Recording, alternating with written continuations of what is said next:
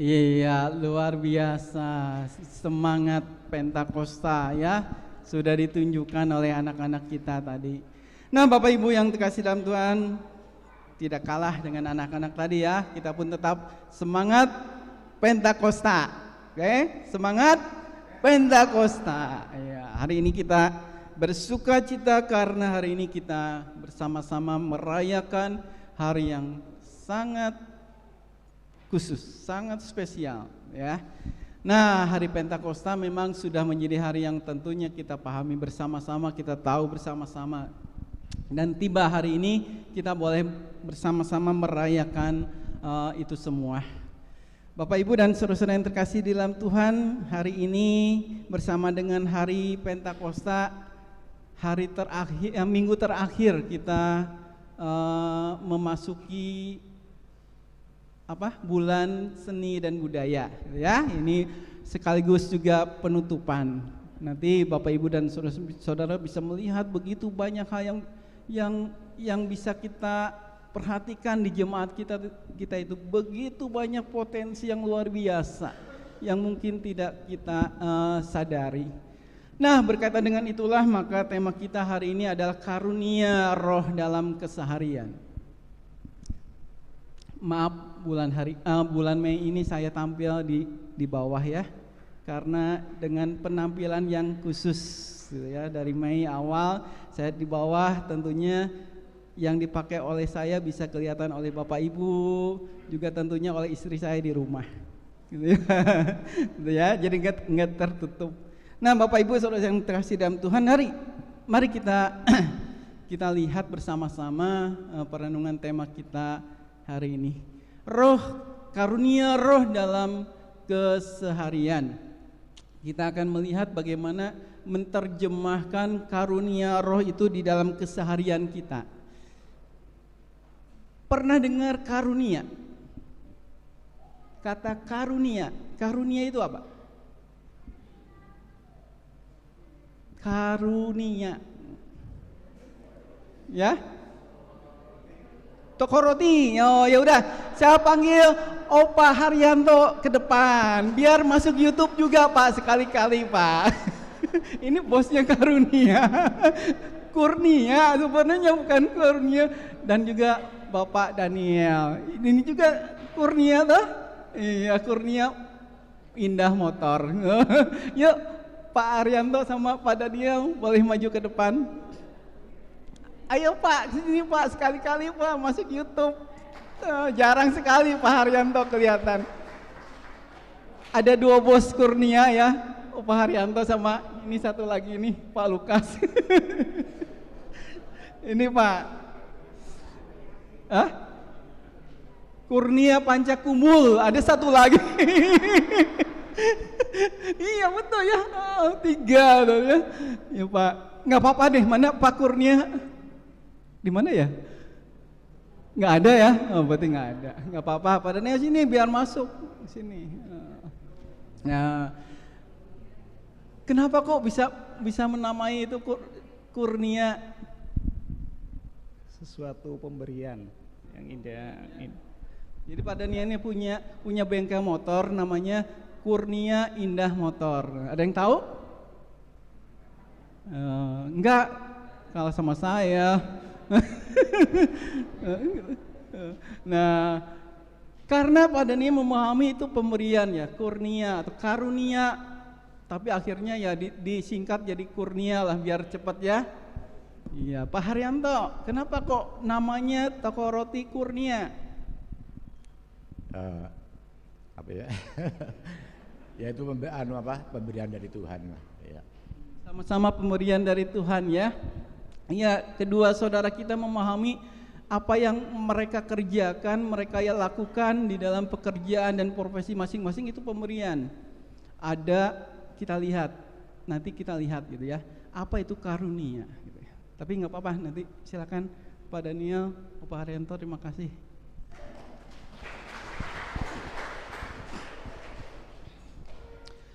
Seringkali kita memahami karunia atau karunia roh tepatnya pada tema kita hari ini adalah sesuatu yang spektakuler. sesuatu yang luar biasa, sesuatu yang wah, sesuatu yang besar, gitu ya. Dan ada juga sebagian orang yang memahami bahwa karunia roh atau karunia itu, maaf ya, karunia itu lebih pada atau menunjukkan sesuatu yang hanya sifatnya supranatural. Jadi sesuatu yang di luar di luar ya yang biasa gitu ya.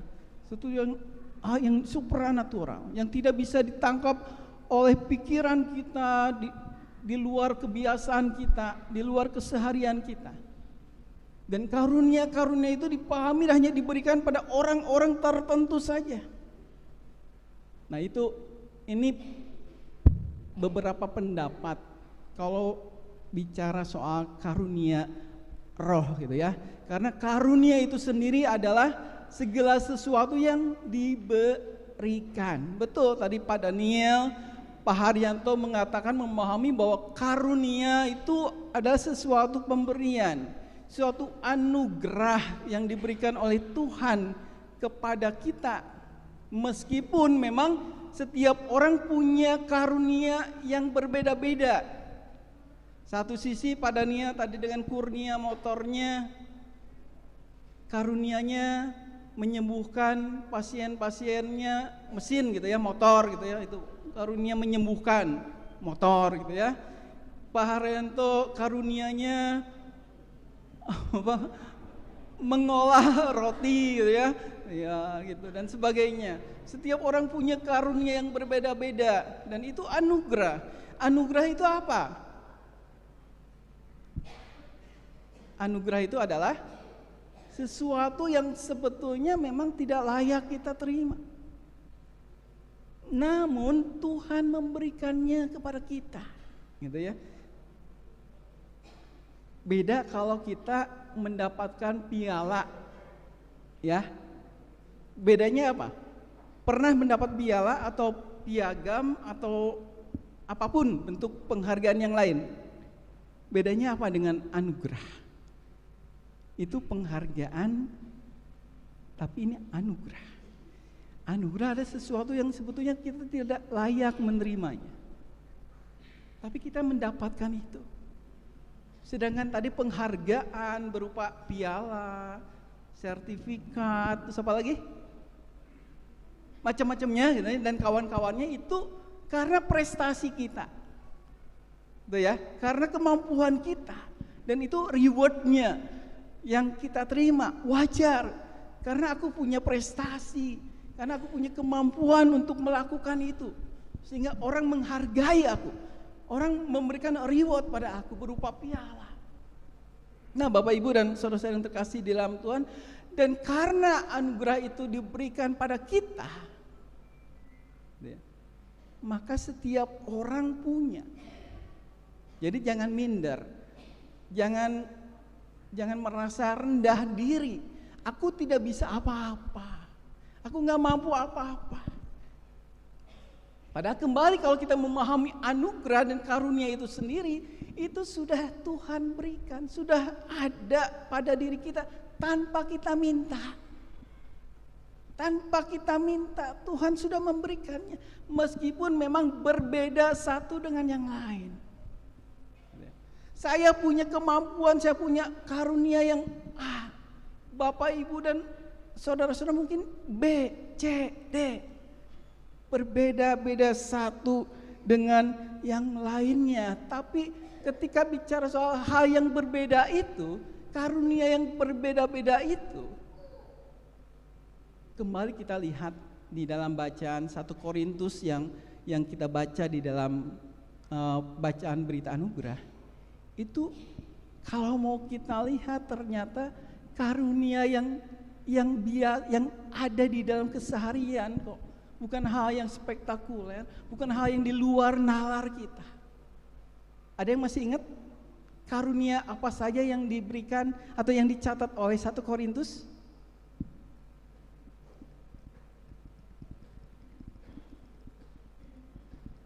Oh salah, aku nggak ada di sini.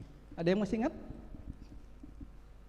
Karunia untuk berkata-kata karunia untuk bernubuat, karunia untuk menyembuhkan. Nah, Bapak Ibu dan sebagainya. Ada 9 karunia yang dicatat oleh 1 Korintus tadi. Tapi berbagai macam anugerah atau karunia yang berbeda satu dengan yang lain itu fungsinya dan tujuannya hanya satu, yaitu apa? Membangun jemaat, membangun jemaat, membangun keluarga, membangun masyarakat. Saya ibaratkan seperti, bentar, saya bawa sesuatu, tapi nggak akan sulapan.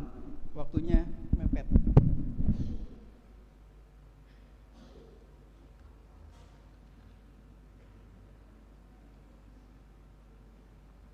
Ada yang tahu? Saya bawa apa ini? Saya bawa apa ini? Kartu domino. Kartu domino. Siapa yang sering main kartu domino?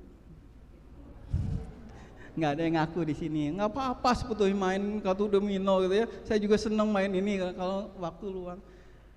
Kalau saudara perhatikan kartu domino ini ada gambar apa atau ada apa yang tertera di dalam setiap kartu?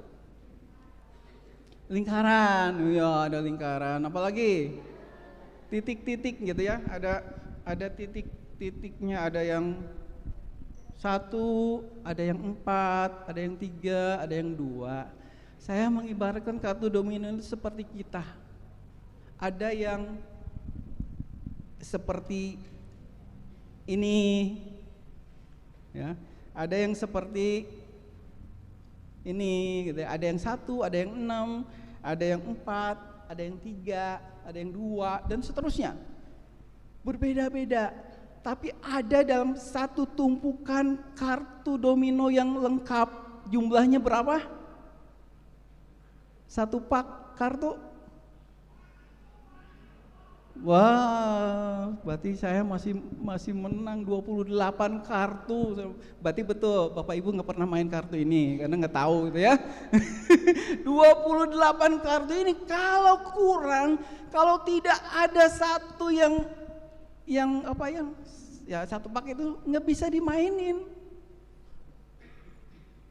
gitu ya. Nggak ada yang bisa dimainin. Tapi karena ini berbeda-beda bisa dimainin. Coba bayangkan kalau semua kartu isinya gini, bisa main nggak? Nggak bisa, semua kosong. Tapi ketika ada yang berbeda, ada yang 2, 3, 0, 1, semua dirangkai. Kalau domino kan gitu ya, dirangkai satu sampai menjadi satu kesatuan.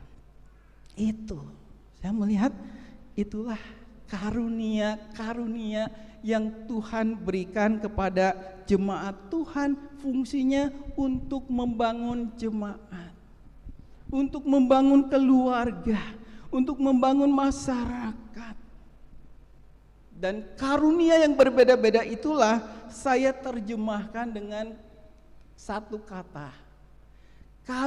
Karunia roh itu adalah karunia, kalau fungsionalnya karunia melayani. Dan karunia melayani ada pada setiap kita. Contohnya apa? Tadi ya, anak-anak kecil pun sudah bisa nari gitu ya, luar biasa gitu ya. Anak-anak gede ngikutin nih. Ini contohnya nih, ada Coach Widi yang sedang melatih anak-anak remaja gitu ya.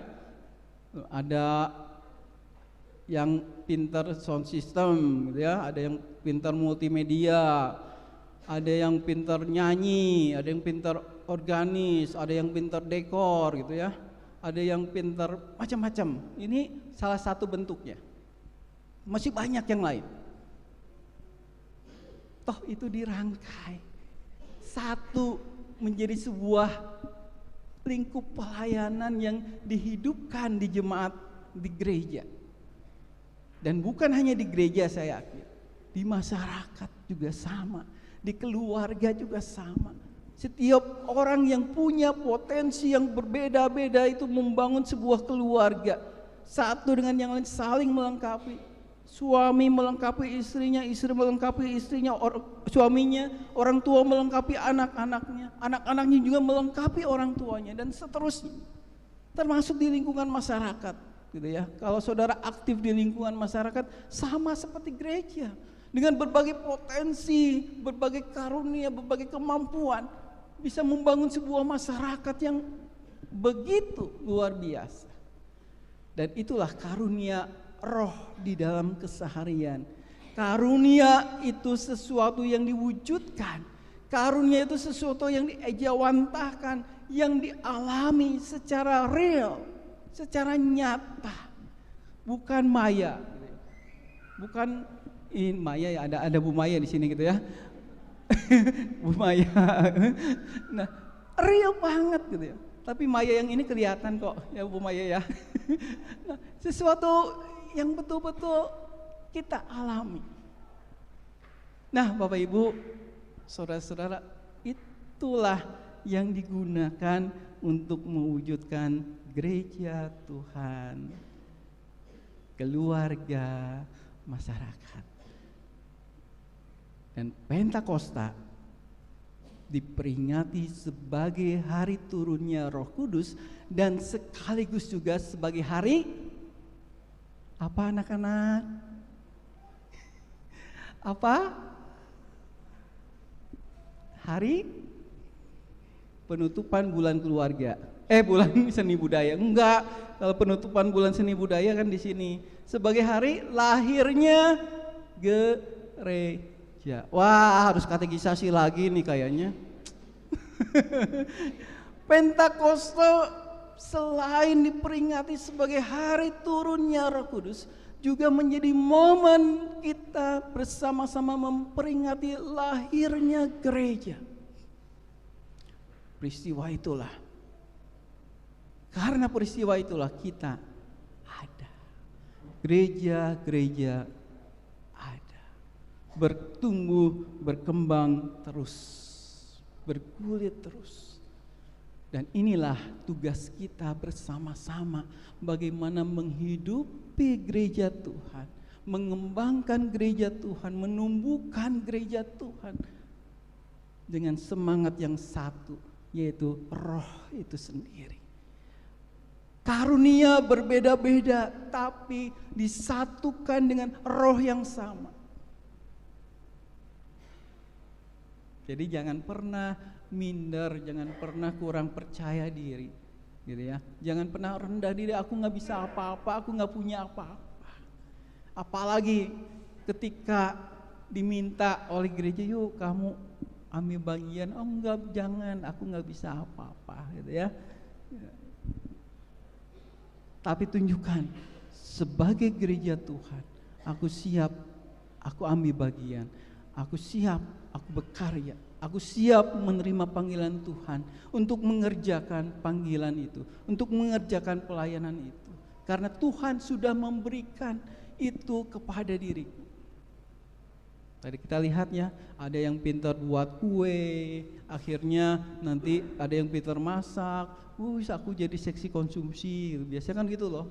Coba perhatikan, kalau jemaat-jemaat yang pintar masak, biasanya aku mau deh bagian jadi seksi konsumsi gitu ya, aku bisa masak. Ada yang pintar nyanyi, ada yang pintar musik, ada yang pintar khotbah, ada yang pintar mengajar. Itu kan hal-hal yang sehari-hari gitu ya. Perhatikan para guru, trainer, coach, itu kan karunia yang real, nyata di dalam keseharian yang sudah Tuhan berikan. Maka gunakanlah itu. Dan peristiwa Pentakosta saat itu mau menunjukkan kepada kita bahwa para murid Tuhan saat itu berani untuk berkhotbah, berani untuk mempersaksikan Tuhan. Bayangkan, mereka bukan teolog, mereka bukan pendeta. Mereka pada peristiwa itu menunjukkan bahwa mereka mau mempersaksikan Tuhan. Mereka berani, yang semula mereka takut. Bayangkan ketika kita membaca bacaan Injil tadi, mereka takut, mereka dalam situasi yang nggak nyaman sebetulnya. Setelah peristiwa kematian Tuhan Yesus, Sang Guru, mereka lebih menarik diri di dalam ketakutan mereka. Tapi yang luar biasa ketika Yesus memberikan dan menghembuskan Roh Kudus, terimalah Roh Kudus, mereka menjadi pribadi-pribadi yang berani. Saudara-saudara, itu bukan terjadi pada murid Tuhan Yesus saat itu, tapi ini juga terjadi dan Tuhan berikan pada saudara dan saya saat ini. Amin? Benar? Ya. Kalau benar, amin, meyakini, mari tunjukkan, aku berani, aku mau, aku bersedia melayani Tuhan, apapun itu yang Tuhan sudah berikan bagiku, apapun kemampuan yang aku punya, aku siap ambil bagian. Itulah yang menjadi kesaksian kita bersama-sama. Nah, Bapak Ibu, saudara yang terkasih dalam Tuhan, karunia Roh sudah ada, karunia Roh sudah diberikan Tuhan dalam diri setiap orang, maka tugas kita adalah membuat koneksinya. Nah, karunianya sudah ada di dalam diri kita. Tugas kita adalah buatlah koneksinya. Ini maaf istilah saya, buat koneksinya. Maksudnya apa? Buat sesuatu yang bisa menghubungkan, menyambungkan karunia yang mungkin belum kita lihat, belum kita rasakan, belum kita pahami. Aku punya itu. Nah, bagi saudara-saudara yang belum memahami betul, maka yuk buat koneksi itu agar kita paham. Oh iya, karuniaku ini ada pada titik-titik. Karuniaku tuh ada pada hal yang A, B gitu. Caranya bagaimana? Berdoalah. Bertanyalah pada Tuhan. Minta Tuhan memberikan kita sesuatu yang bisa kita boleh memunculkan karunia itu. Mintalah pada Tuhan, doalah pada Tuhan. Dan sisi yang lain, tanyakan pada orang lain. Seringkali kita tidak menyadari, aku punya potensi ini loh, tapi orang lain lebih jeli untuk melihat potensi kita. So, ya, ada yang pernah merasakan itu? Kita merasa aku nggak bisa ini, tapi orang lain justru bisa tahu. Nah, biasanya penonton lebih hebat gitu yang melihatnya. Bapak Ibu saudara yang terkasih dalam Tuhan, maka mari saat ini kita bersama-sama meneladani dan mengikuti para murid Tuhan, meskipun memang mereka dari kalangan nelayan gitu ya, yang tentu tidak dibekali dengan ilmu-ilmu teologi, tapi mari kita bersama-sama, kita pun sama seperti para murid dengan latar belakang yang berbeda-beda, kita boleh menyatakan diri kita sebagai saksi Tuhan melalui apapun yang bisa kita lakukan. Tuhan Yesus memberkati. Mari kita bersatu dulu.